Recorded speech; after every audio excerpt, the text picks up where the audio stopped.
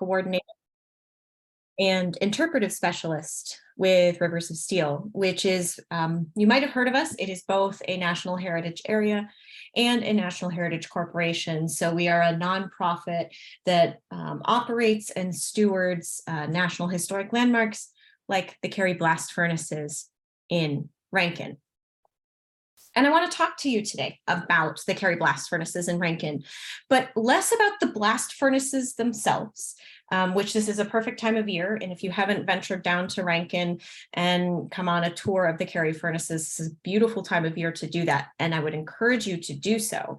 But rather than focusing on industry and technology and engineering and the sheer size and scope of the iron producing age and the steel producing age in Pittsburgh, I wanted to talk to you today about this really wonderful discovery that we have made at Rivers of Steel, and that it is a very new and very evolving and very exciting project for us. So I'm going to go ahead and share my screen because I would like to talk to you all tonight about a woman named Carrie Clark. And so I'm assuming, and this is just assuming, that you haven't heard of her before now. But Carrie Clark is the answer to a very long sought after question. It's been 25 years in the making, and she is the discovery that everybody at the organization has been kind of waiting for a very long time. So I'd like to talk to you about who she is and where she comes into play in the Pittsburgh steel industry. So our story actually begins in a company called the Solar Iron Works. Now, this company was first founded in 1869 by a man named William Clark, his brother Edward Clark, and their brother-in-law Charles Phones. This company was located in Lawrenceville, and the family had actually moved to Lawrenceville from Youngstown, Ohio. Now, William Clark is an interesting guy because he is an English immigrant. So he immigrated from England. Some sources say Wales, but he immigrated from England to Ohio in the early portions of his life, somewhere in the 1850s. But by the time he got to the 1860s, he was well involved in lots of different industrial pursuits near Youngstown, Ohio. But what was happening is that a lot of that industry was turning towards Pittsburgh because a lot was happening in Pittsburgh. So William Clark picked up his family and he moved his family to Pittsburgh, and they opened this company called the Solar Iron Works. Now, the Solar Iron Works was not a large blast furnace like the Carrie furnaces in Rankin, and it was not the large blast furnaces like the other named furnaces in the Monongahela River Valley. So it wasn't a place like Dorothy or Eliza or Jane or Beatrice or Bernice or Isabella, and the list goes on, nor was it like the Edgar Thomson Works. You might have noticed that a lot of these furnaces have women's names. Now, most of the time, women are not really involved in the ownership of these kinds of industries. Certainly, Mrs. Clark, her name was Jane. Jane Clark was not involved in the Solar Iron Works. She was a mid-19th century housewife. So she was managing the home while her husband was working. And that was the purview of the burgeoning American middle class at the time. And so lots of times when these furnaces were established and they had women's names, rather than the women themselves being involved in the industry, the women were put on the names of the property just to get their names on the property.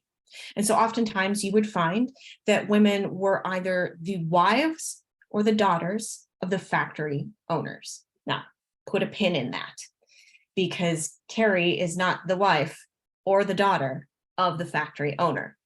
William Clark, once he gets into Pittsburgh and establishes the Solar Iron Works, he quickly moves up in the world of steel in the Monongahela River Valley.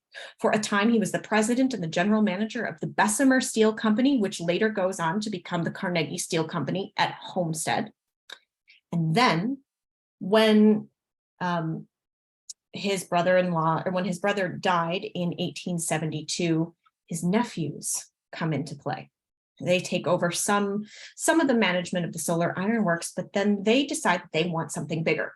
They want to invest in what's going on in Homestead, because you've got the Bessemer Steel Company in Homestead, and you have the Edgar Thomson Works, which is just up the river in Braddock. And then you have this stretch of land that is cradled by both the Monongahela River and 3 major railroad lines. The company that they decide to establish, which is initially called the Pittsburgh Furnace Company, is meant to produce the pig iron that is going to supply the Carnegie Steel Company at Homestead.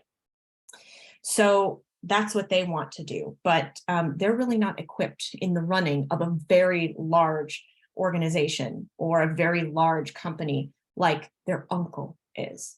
So they get William Clark to come in. And William Clark becomes the president and the general manager of this brand new company in 1884. So the Carrie Furnace Company opens on February 29th, 1884. William Clark is the president and the general manager, but the thing is, he doesn't really live that long. He is only the president and the general manager of this company for 6 months. He dies on October 7th, 1884, and then his sons assume the ownership and the running of the solar ironworks, and his nephews are at the Pittsburgh Furnace Company and the Carrie blast furnaces in Rankin, and the Clark name kind of dies out. What was once a very powerful name in Pittsburgh steel just kind of recedes into almost nothing. And what is left at the founding of Carrie Furnace are the Phones brothers, H.C. and W.C. Phones. So our questions for a very long time revolved around, what is this connection between the solar ironworks and the Carrie Furnace? You know, what does that demonstrate about upper middle class industrialist society? And why was Carrie Clark, this woman who we did not know the identity of until last September, why was she the one that was asked to assume this very public role in the opening of a furnace that became her namesake? And a bigger question of, who was Carrie Clark actually supposed to be in this society? And so when these new blast furnaces opened in 1884, there was a lot happening. The Phones brothers' initial investment in the company really took off. The 2 blast furnaces that are pictured here are Carrie numbers 1 and 2. And these furnaces produced the iron that would eventually make its way over to Homestead. But in the meantime, they produced pig iron that gets sold on the open market, because the Phones brothers were never really intending on selling their iron exclusively to the Carnegie Steel Company at Homestead. They wanted a contract, but they also wanted the ability to sell the iron to whomever wants to buy it. And as the steel industry is growing in the Monongahela River Valley throughout the 1860s into the 70s and the 80s, here they come, uniquely situated to participate in this growing economy. So with Carrie 1 and 2, they're selling this iron on the open market, but 95% of it is going straight across to Homestead. And William Clark, who used to be the president and the general manager of the Bessemer Company, that eventually becomes Carnegie Steel, they have this pathway that's already established. And this company grows. It grows and it grows and it grows. And it goes from 2 furnaces eventually to 3. And then when Andrew Carnegie steps in 1898 to purchase the furnaces from the Phones brothers and their other investors, because there were other investors in this, Carnegie then links the 2 factories together forever. So you have the Carrie blast furnaces in Rankin that are officially and forevermore connected to the Carnegie Steel Company at Homestead. And it grows over time. 2 furnaces turn into 3, turn into 4. And then in 1901, Andrew Carnegie turns around and sells everything, all of it, including Carrie, to J.P. Morgan, who then turns around and founds U.S. Steel. And Carrie continues as part of U.S. Steel for the rest of its existence. And so throughout the first half of the 20th century, this factory grows even more. It goes from 3 to 4 to 5, and then eventually to 7 blast furnaces. 7 blast furnaces in one factory is unheard of. Carrie becomes the largest blast furnace complex in the entire United States. And not only is it the largest, during World War II, this is considered to be one of the most, if not the most, productive blast furnace complex in the entire country. So the sheer size and the scope and the scale of an operation like the Carrie Furnaces is unprecedented in US history, and it was uneclipsed in US history. But of course, the industry collapses. So you get into the 1970s and the 1980s, and then Carrie starts to slowly shut down. So what we're looking at is, by 1982, a factory that has ceased operations, that has effectively gone out of business. And so you have almost exactly 100 years of iron making technology and industry and engineering and ingenuity, but 100 years of human life taking place in a very tiny portion of the Monongahela River Valley, all under the name of Carrie. And so, as I said, Carrie Clark was this woman. And for a long time, Carrie was a mystery, because when we looked for her in the historical record, we could not find her, because the Phones brothers were not married when they founded the factory. So Carrie was not either of their wives. And if they weren't married, they didn't have any children. So their daughters didn't exist, so they couldn't be Carrie. We looked for sisters named Carrie. We couldn't find them. But eventually, so it took 25 years. Eventually, we found her. But not before Carrie Furnaces becomes a National Historic Landmark. 2006, it becomes a National Historic Landmark, forever preserving Carrie number 6, which you can see pictured on your right, and Carrie number 7, which is pictured on your left. And the hot stoves, which are the things that look like silos, in the middle.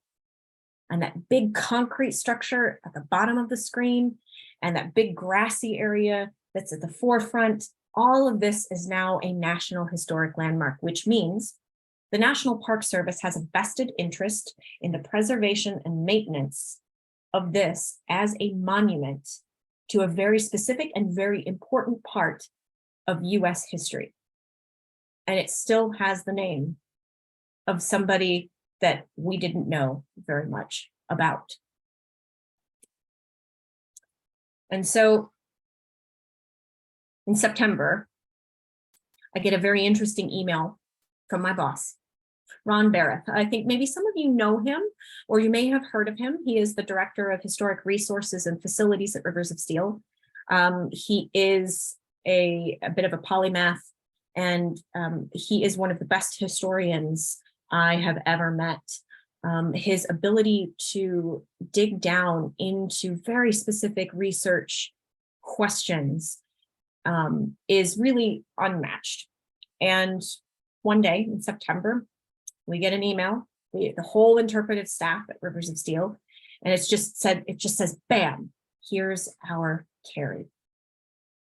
And it's because he found this one newspaper article in the Pittsburgh Daily Post on page 4. This was not even on the front page. He was looking for some information on the early history of the Carrie Furnaces. He wasn't actually even looking for Carrie himself at that point. We had just sort of resigned ourselves to an unanswered and potentially unanswerable question. And then when he finds this article in the Pittsburgh Daily Post, there in black and white, it reads, "The new furnace at Rankin Station," which is in Rankin, "on the Baltimore and Ohio Railroad, about 10 miles from the city, was yesterday morning christened the Carrie Furnace in honor of Miss Carrie Clark, who lit the fires and performed other baptismal services." Not only was this furnace named after Carrie Clark, who was the daughter of William Clark, She is the one who lit the first fire in this factory. And from also what we can tell, who lit the first fires and performed other baptismal services. This is a really interesting phrase because it also gives us an insight as to what a public spectacle the opening of a brand new blast furnace was for the public. Because in many ways, this is not dissimilar to the christening of a new ship.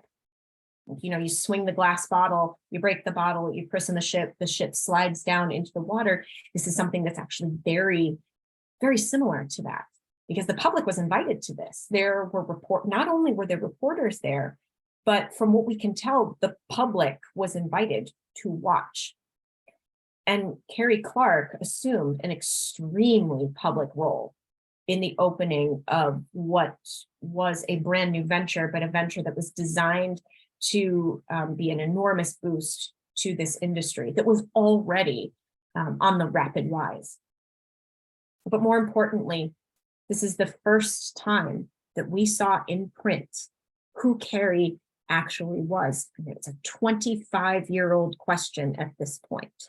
A question, like I said, that we thought was potentially lost to history. And when Ron sent this email out, we started digging. We wanted to see how quickly can we maybe make a biography of this woman, because we had no idea who this woman was. We'd never heard of her before.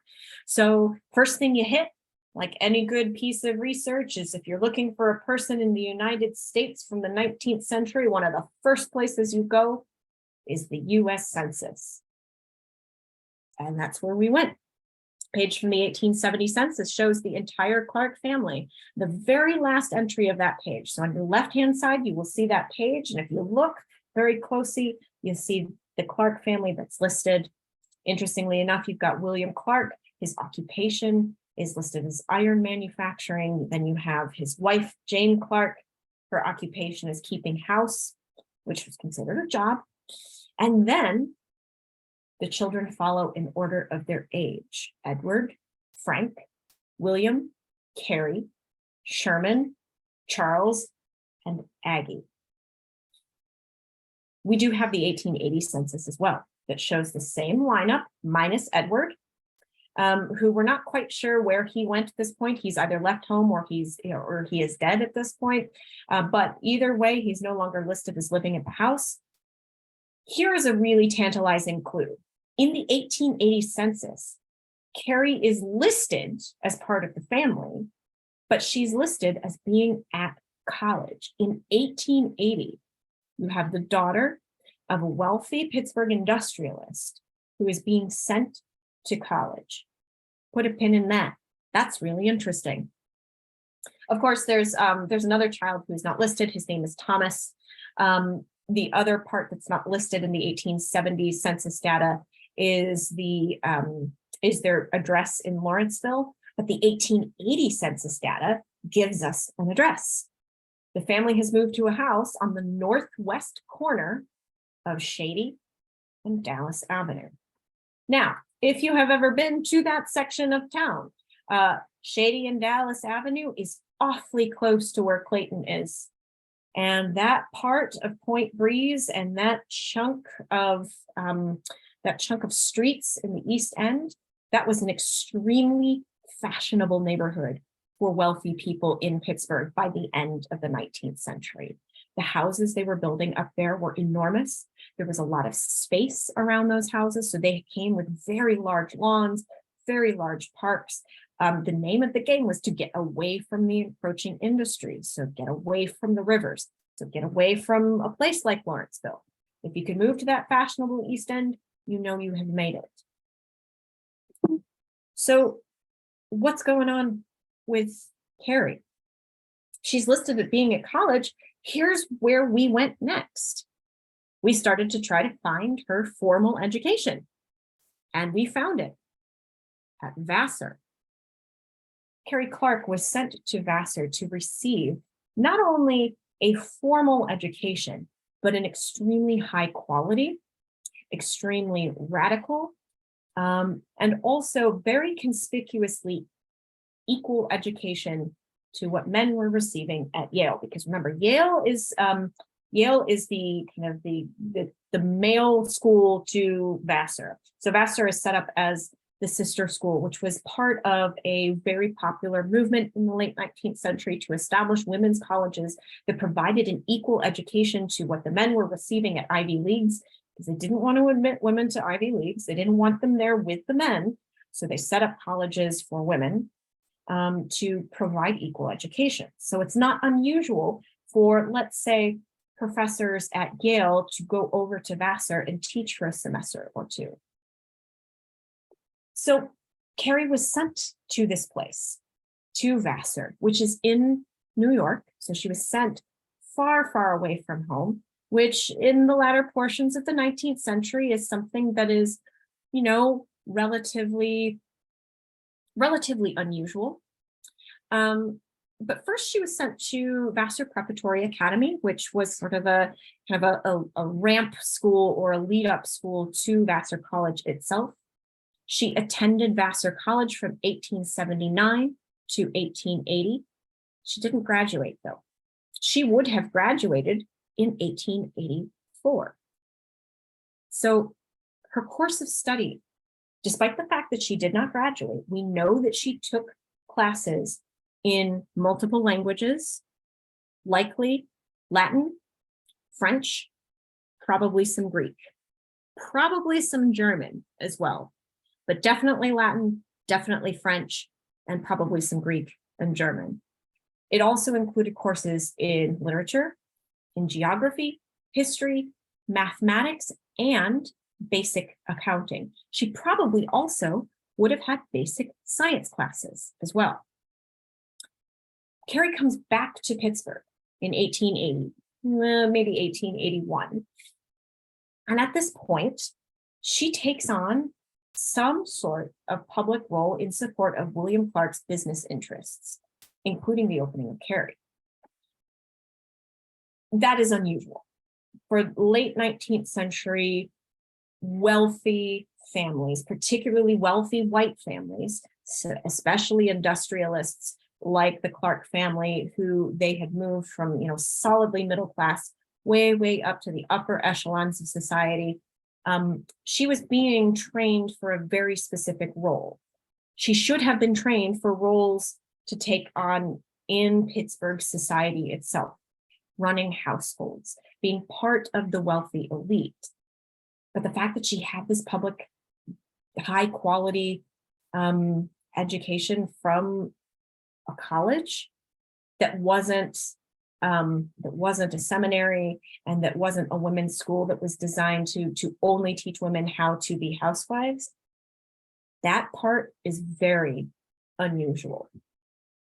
We can also see that after she moves back to Pittsburgh, sometime between 1881 and 1886, she meets a man named Bartlett Arkell. Bartlett Arkell is an interesting fellow because some of you might have heard of him before, in that you might have heard of his company called the Beechnut Company.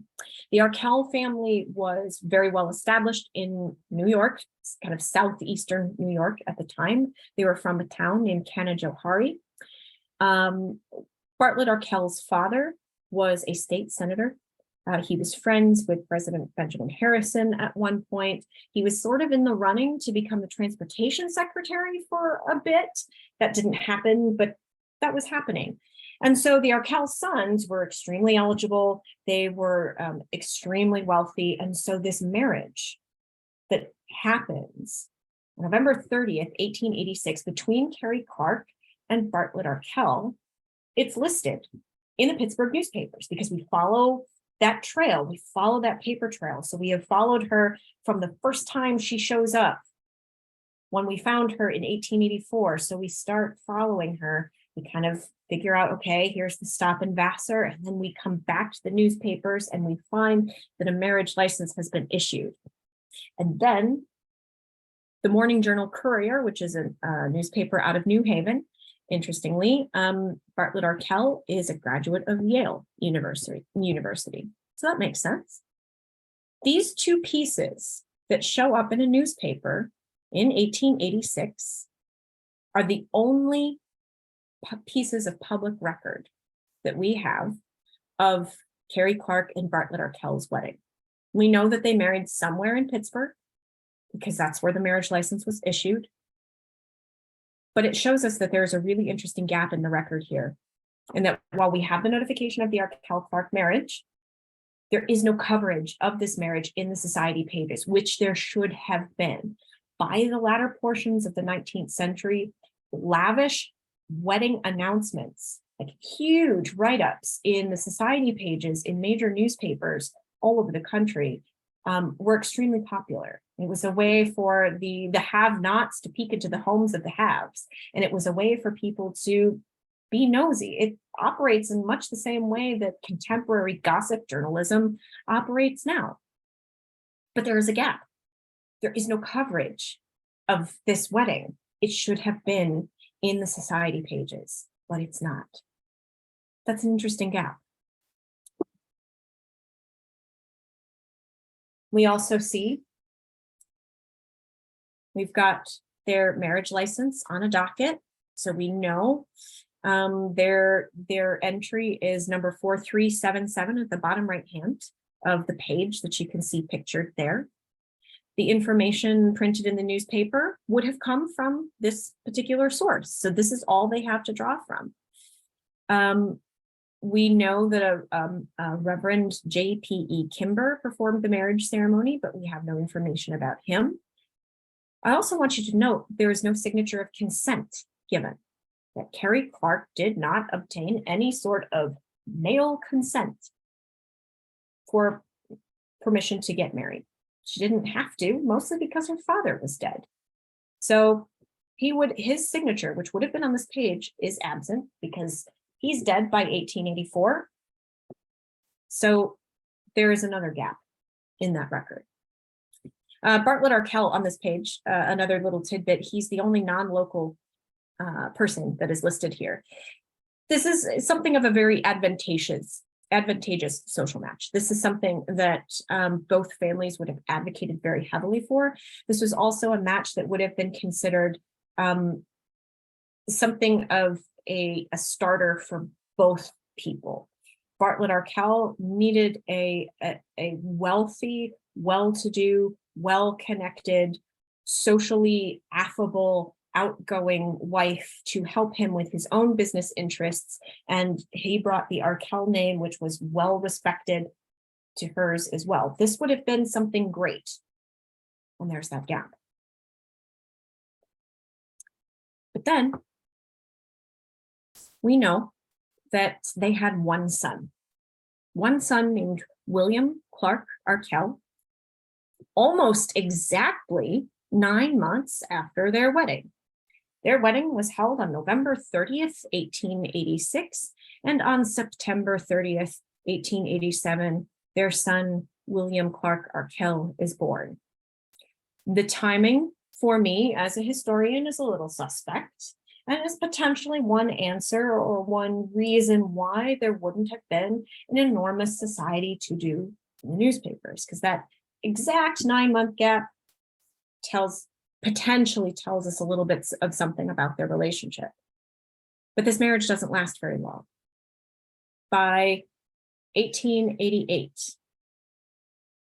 November, Carrie Clark is dead. She does not have a very long obituary. In fact, the obituary that you can see on the right-hand side of the page, this is the only obituary we have of her. And you can see that the death of Mrs. Bartlett Arkell, formerly Miss Carrie Clark of this city, was one of the saddest of recent sorrowful episodes. She was a young woman of the most endearing qualities of mind and heart, and her death was a shock to her devoted husband, her mother, and a host of sorrowing friends. She was 25 years old. She died in Canajoharie, New York. Of causes, we don't know. We did obtain her death certificate from the Department of Vital Records in the state of New York, but that death certificate yields no cause of death. It just says that she died. However, One other article shows up in a newspaper. This tiny little piece in, again, the Pittsburgh Post-Gazette. A sad blow struck the little household of Bartlett Arkell of Canajoharie, New York, in the death of Mr. Arkell's charming young wife, Carrie Clark Arkell, on Saturday last. The deceased was the daughter of Mrs. William Clark of Penn Avenue and Dallas Street. So they've moved again, East End. She'd only been married 2 years, but she had made many friends in her New York home. Always amiable and loving, she was held in kind regard by her acquaintances. Frank, William, and Charles Clark of the Solar Ironworks are her brothers. The funeral services take place here. We don't know where here is, except that it's in Pittsburgh, on Tuesday afternoon at 3 o'clock, internment private. Her brothers, those 3 that are listed, paid for her body to be transported from Canajoharie back to Pittsburgh. And she is buried in the Clark family vault in the Homewood Cemetery. She is right next to Hines and Benedum and Craig and Mellon. She's on that hill with all of the others. And if you go up to this mausoleum also has doors that you can look through. And when you do, and that is something that I have done, this is what I found. I went cemetery stalking one day. Once we figured out that she had been brought back to Pittsburgh, I took the morning and I went looking for her.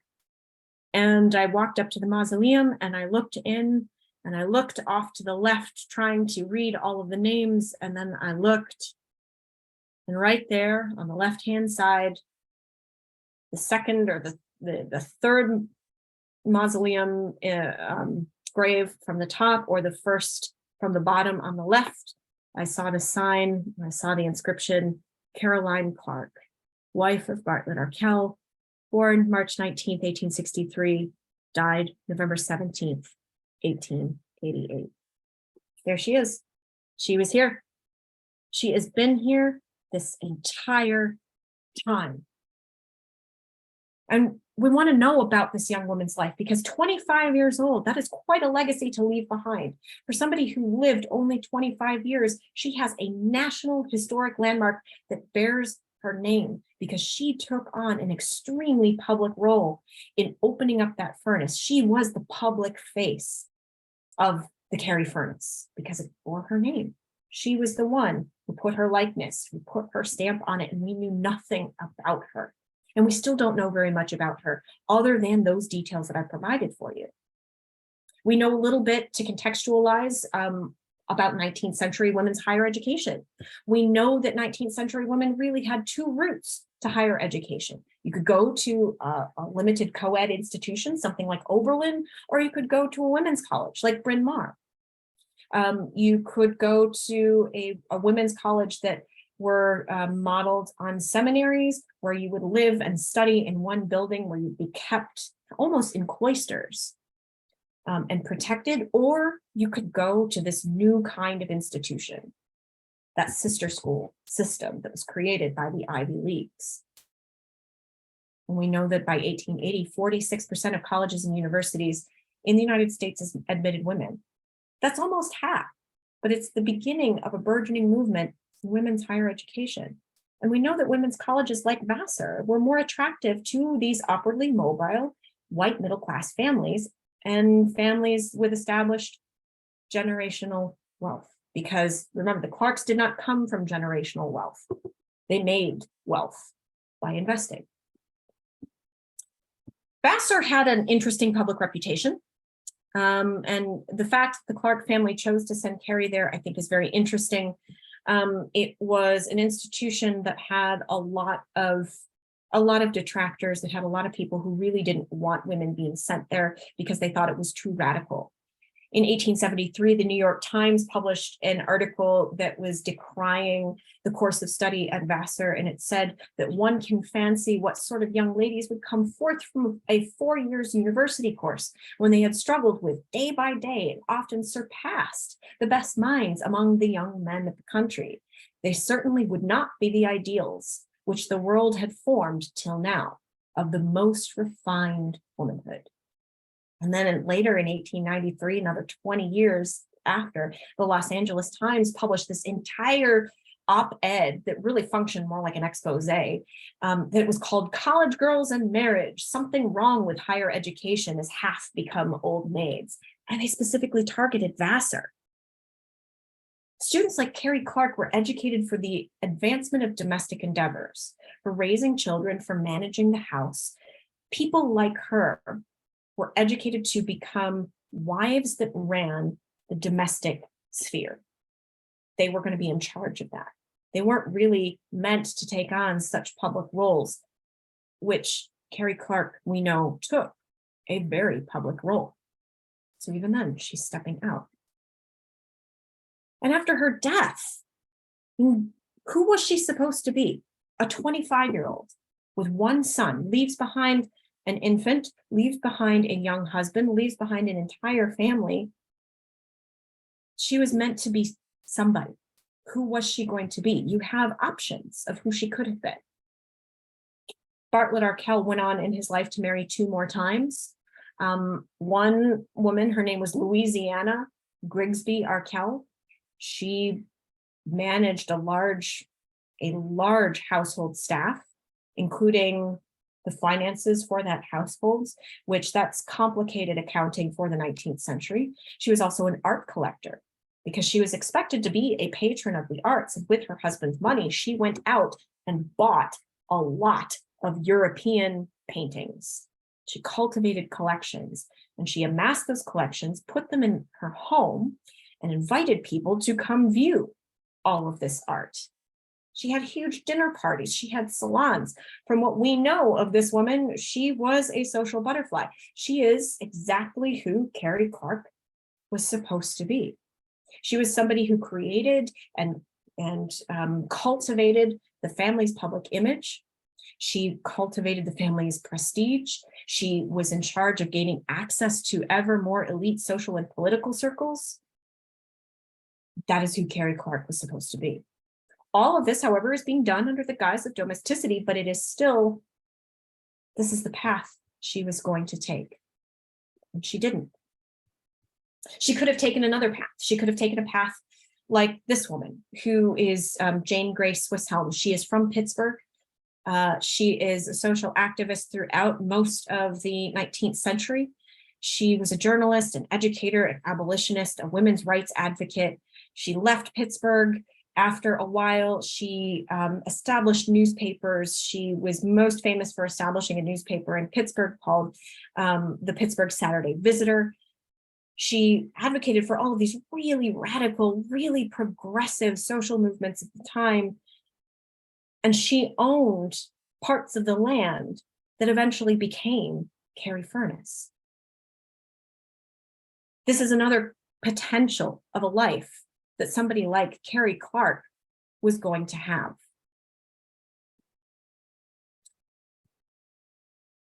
But here is another woman that Carrie Clark could have become, one of her contemporaries in 19th century Pittsburgh society is this woman who appears on the right-hand side of the screen.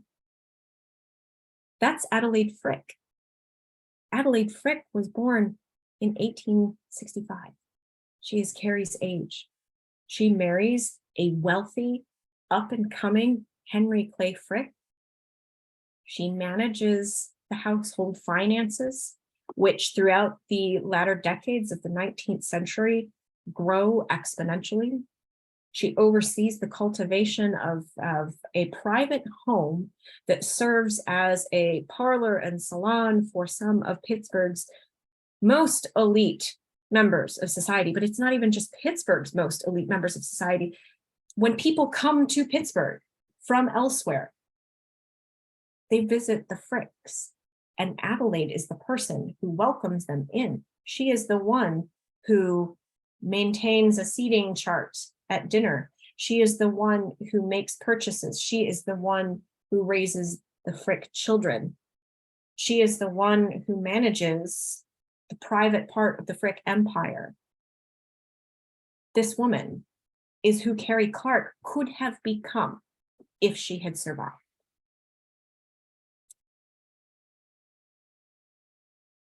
But she didn't. Here's the thing, though. It's a really interesting gap. There's a gap in the record because where we know all of this, where we know all about the establishment and the maintenance of the Carrie Furnaces in Rankin, we know the history of the organization. We know the history of the factory. We know what it became. We know what became of the people who invested in it and opened it. We know that the Phones brothers, when they sold out their enterprise to Andrew Carnegie, we know that they took that money, that $870,000, and they went over to Oakmont and they built the Oakmont Country Club with that money. These histories are so well documented that little portions, despite looking like a tiny, tiny hole or a gap that doesn't matter, those gaps matter so much. And when we talk about things like archival research, where we piece together bits and pieces from newspapers, when we go to college records, when we go to marriage records, death records, we look at cemetery records, when we go to these places that are public facing, we discover sometimes the gaps are a lot bigger than what we think they are. We don't know so much about Carrie. We don't know who she was, really. We know a little bit from those newspaper articles that were meant for public consumption. But from what we know, she was supposedly a very amiable, very kind, very generous, very smart, very quick-witted person. But that is only what we can assume because of publicly available information. We don't know much about what she liked or disliked. We don't know what she liked to wear. We don't know what she liked to eat. We don't know, really, what her role in her father's company was. Because where she had this very public-facing part to play in the opening of the blast furnaces in Rankin, that sort of points to a much larger role with her father. No, she wasn't going to run the solar iron works in Lawrenceville, but for things that required a public-facing entity. This is something that a young woman might have been trained to do. It's unusual, for sure, but she might have been trained to do it. There is a gap there because we don't have access to family records. We don't have anything in the way of private correspondence, so we don't have any letters or journals or diaries. We don't have any other family-generated ephemera. We have no picture of Carrie. These gaps are enormous because where they might point to things like the minutiae of daily life, it would help us form a much more complete picture. And if I could actually go back a couple of slides, now that I'm thinking about it, if I wanted to go back a little bit further to here, to her college record. If we look at her college record one more time, the Associate Alumni of Vassar College, and we look at her name, Carrie Bell Clark. Bell was her mother's maiden name. You look down and you see her husband is the one who filed this paperwork. Her husband is the one who established this record. Note on top, it says deceased. And we can see too the inclusion of her son, but there is nothing here in the way of an educational record. All it does is simply establish that she attended Vassar in these dates from 1887 to 1880. While we know the general course of study that she undertook at Vassar, because we have access to all kinds of records about the curriculum established and offered at Vassar throughout the 1870s, 80s, and 90s. We know that, but we don't know the individual classes she took. We don't know if she established a particular concentration in anything, something that would have, resembled an early major. We don't know that. It's a huge gap. We call sometimes these things archival silences, because we look for an archive to speak to us. And when it can't, we're left with trying to fill in these gaps. Here is one such gap. Another question. Another question is their marriage, the Carrie Clark marriage. Why wasn't it publicized? Why didn't it show up in the society pages? Why is that silent? Why are there no letters? Why are there no diary entries? Why are there no wedding invitations that we know of that have been preserved? They should have been, because this family was an extremely well-known family. It should have been part of this, but it's not. There's another archival silence. We know some of the general details of the day, but we know nothing in particular. We don't even know where exactly the wedding was held. All we can glean are from these little bits and pieces. So there's so much that exists in these silences, just as what exists in the silence of surrounding her death. Because her death record, or the death certificate, provides no cause of death. A death certificate should list a cause of death, but it doesn't. In fact, the town of Canajoharie, when we contacted the town's historian, which an interesting thing, in New York State, there is a law that requires every town to employ a town historian who keeps these kinds of records and makes them available. The historian actually refunded the money that we paid for her to go and find the death certificate, because the death certificate didn't have anything on it. Here's a gap. What killed her? 25 years old. Was it illness? Perhaps. I didn't include this slide because this information is pretty new. So new that I hadn't had a chance to insert the slide.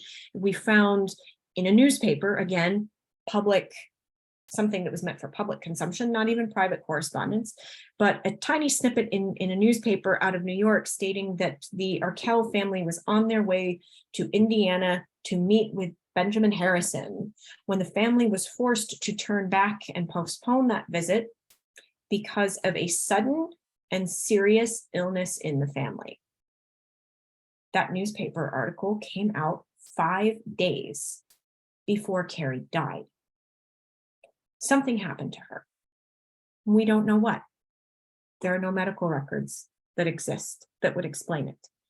From my perspective as a historian, I can speculate using the context of the late 19th century.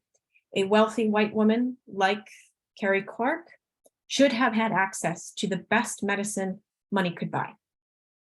So common illnesses wouldn't have killed her. She definitely didn't die of diseases like dysentery or typhoid or typhus or cholera, because she was pretty well secluded from all of those. She didn't have any contact with anything that would have given her that kind of an illness. She would have been vaccinated for things like smallpox, so she wouldn't have had that. There is no record of her having a disease like tuberculosis, which actually might not be too much of a stretch given where she grew up in a heavily industrialized city like Pittsburgh. Moving to a very bucolic area like Canajoharie, New York would have given her cleaner air. But we have nothing to suggest that it was tuberculosis. One thought I have is that it's potentially pregnancy related, which is why it doesn't show up in greater detail in the newspapers. Because if something is pregnancy related in the late 19th century, newspapers are definitely not going to publish that. They're not going to talk about it. They won't even utter the P word. So I haven't ruled out things like eclampsia or possibly an ectopic pregnancy, something that is already life-threatening, but in modern terms isn't necessarily going to kill somebody if it is treated in time. But in 1888, she certainly would have died. It would have been a death sentence for her. So for me, the timing sort of lines up. If she has one child in September of 1887. By November of 1888, that is just the right amount of time. It's pure speculation because we have nothing. And for that matter, why did she come back to Pittsburgh? Why did her brothers pay all of that money? Because that was a lot of money to arrange for the transportation of human remains to A, cross state lines, and B, make a very long journey from southeastern New York to southwestern Pennsylvania. Why did they do that? Why was it important for them to bring her back to Pittsburgh? Why was it important for her family to have her buried under her name, Caroline Clark? It just says that she's the wife of Bartlett Arkell. She's not buried under Caroline Clark Arkell. There's a gap there too. There's a gap in her where she meets Bartlett Arkell. We can kind of gather that potentially there's some cross between Vassar and Yale and that perhaps they met early on, but what if they didn't? What if they met some other time? We don't know that either. There is a full life being led, the potential for so many other lives that she could have led. And she didn't. What we do have are bits and pieces, like these photos, for example. These photographs are not of Carrie Clark. These photographs are of two sisters, Sarah Jane Arkell and Miss Mary Carolyn Arkell. These are Carrie's granddaughters. These are the daughters of William Clark Arkell. You can tell Sarah Jane Arkell, Jane, was Carrie's mother, Mary Carolyn Arkell. Both of these are very fancy newspaper write-ups of their marriage. One in particular, I get a real kick out of this one. Sally Arkell wearing pilot's silver wings, especially that goes right next to the men's undergarments. But there's a photograph of her in a newspaper, in the society columns of a newspaper. This is the kind of write-up that her grandmother should have had and didn't. Same thing with her sister, Mary Carolyn Arkell. She had this beautiful photograph printed in a newspaper, one in 1935 and the other in 1943. We don't have a picture of Carrie. We have pictures of Bartlett Arkell, we have pictures of William Clark Arkell, and we have pictures of Sarah and Mary Arkell. But we don't have pictures of Carrie. By the way, if you Google a picture of Bartlett Arkell, he's kind of a dandy. We've got photographs of him as an older man, and he was wearing a silk top hat and everything. But we've got these pictures, and we're closer. And that's what we're lacking. Another piece to this puzzle. So I'm going to stop sharing my screen. And I would like to just kind of wrap this up by saying there are so many unanswered questions, but the fact that we have this much information, this much from September to now, and all of that information we managed to put together in a couple of days, really, about 3 days of back and forth. We've got a basic biography. We know who Carrie Clark was. We know where she came from. We know where she went. We know that she died very, very young. And we also know that her name is on a monument to Pittsburgh industry, which is a history all unto itself. So when people come to visit the Carrie blast furnaces, they're coming with her name in their minds. When they put on a hard hat, they put her name on their heads. When you buy one of our t-shirts, you put her name on your chest. Who was this woman? We know some things. but so many other things are unanswered. And I think that's one of the most exciting parts of this kind of research, is because now we can search for the answers to those questions. We can ask even more questions. But for now, I want to leave you with this. Carrie Clark was born in March of 1863 in Youngstown, moved to Pittsburgh when she was 6 years old. She went to Vassar College. She moved back to Pittsburgh. She helped her father run his steel empire. She got married. She died very young after having one child. A short life, but a legacy, a real legacy, not only for Pittsburgh itself, but a national legacy as well, because of what the Carrie blast furnaces represent for not only Pittsburgh, but for the United States. So I'm going to leave that there. And then I'm going to open up to questions if you'd like.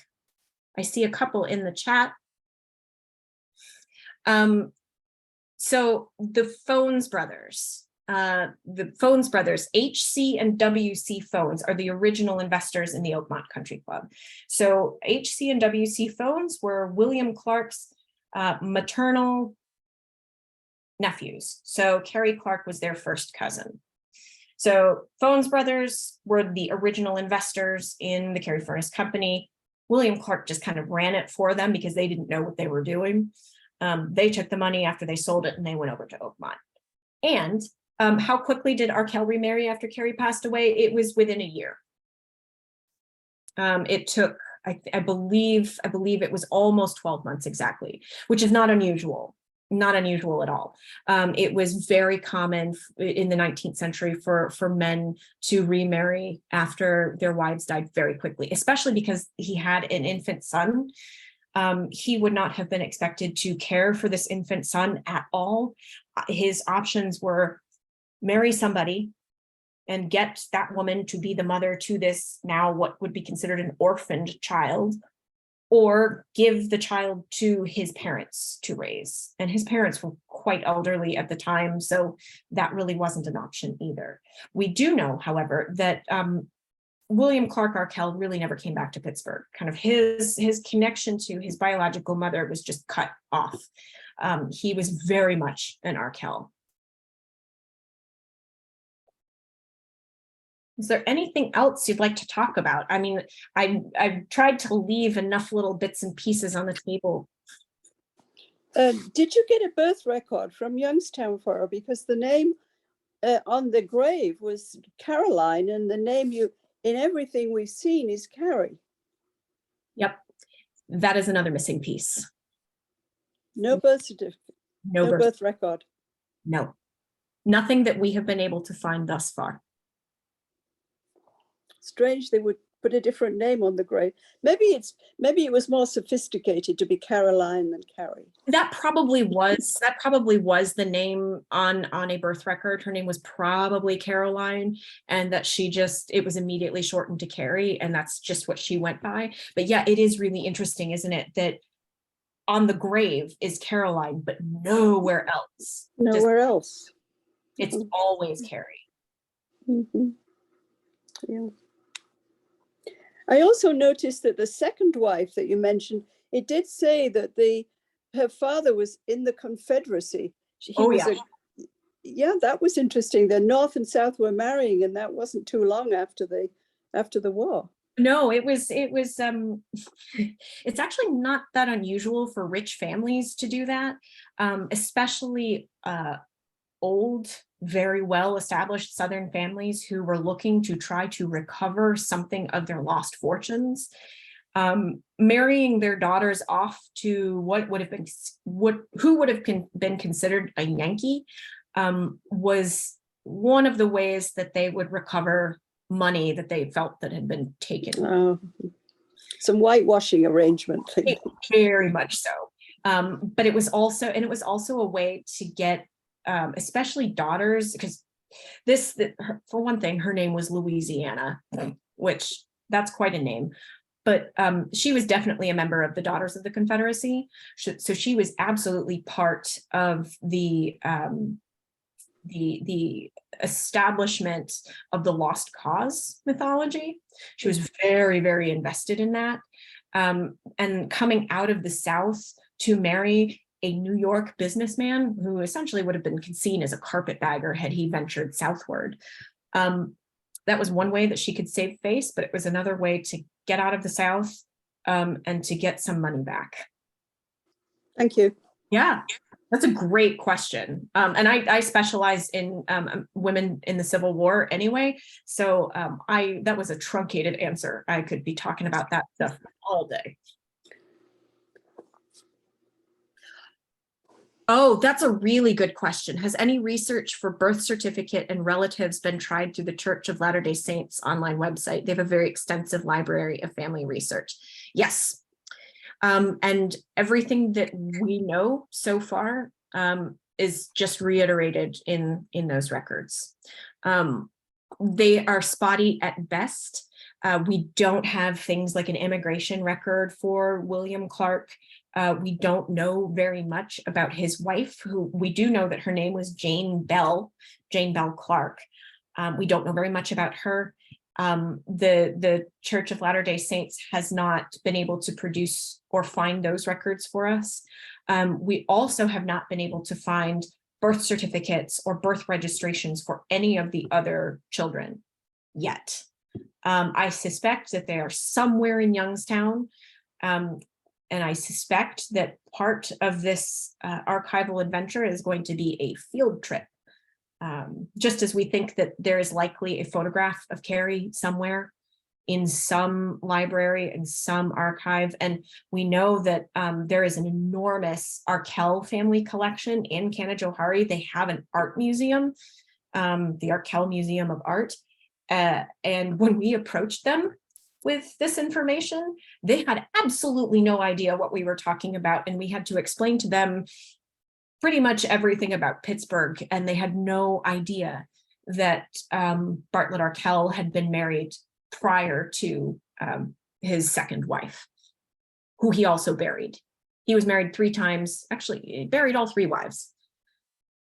And all of that is missing too. And the Church of Latter-day Saints has been useful in confirming what we've already found. But I suspect that there's going to be some on-site work needing to happen in Youngstown, probably Canajoharie, and I wouldn't be surprised if there were some records stashed somewhere at Vassar. And if there's a photograph of Carrie out there, I wouldn't be surprised if it was a student photograph in the archives at Vassar, either a single portrait or perhaps a group shot, because they were, Vassar was a very early proponent of group photographs, but also things that looked like they were spontaneous. And I'm blanking on the term for that right now. I'm dropping the words. But I think that's probably where it is. And I think that's probably where we're going to have to go to find it, which I love digging around boxes anyway. So I would be happy to do that. Anything else?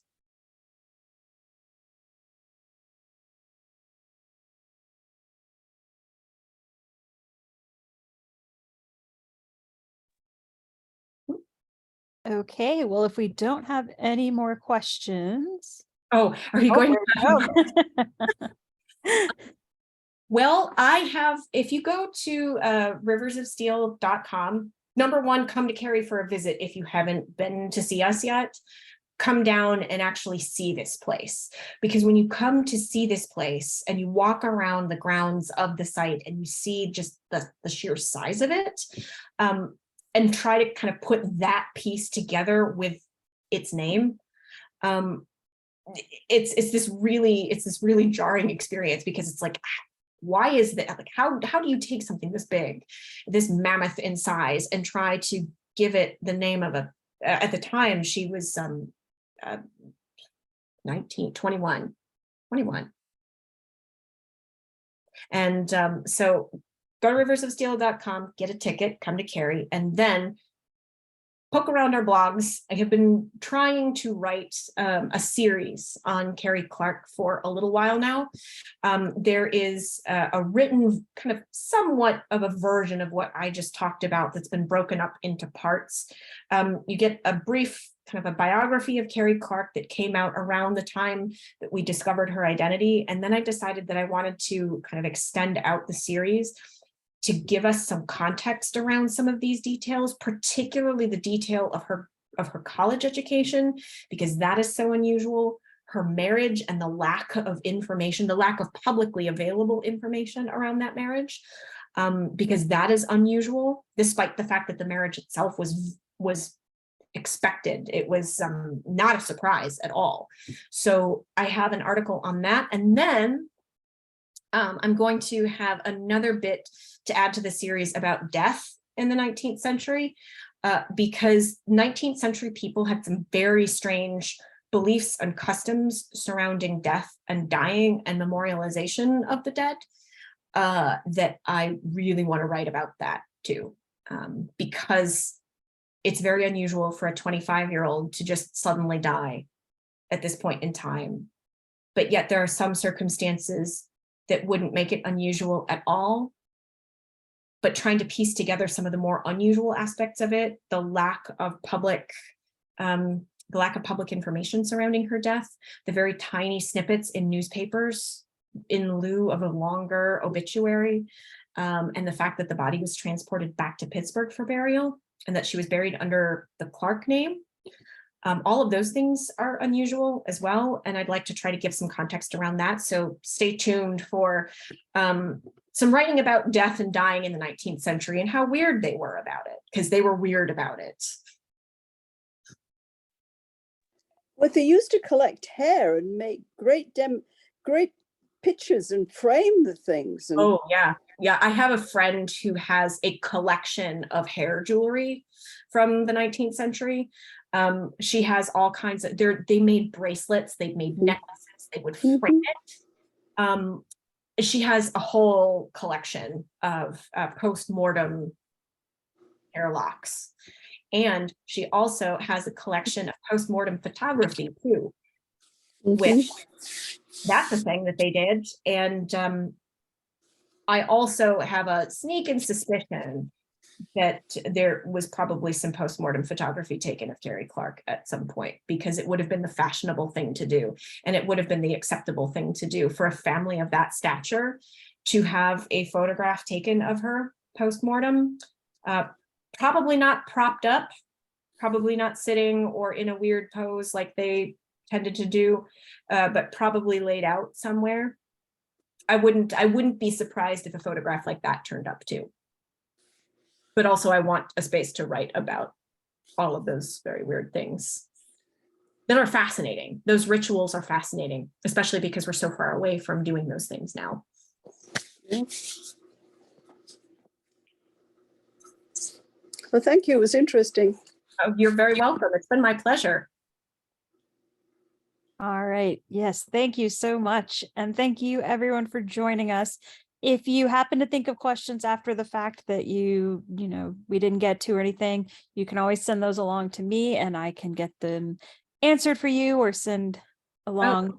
Here, let me include my email too in the chat.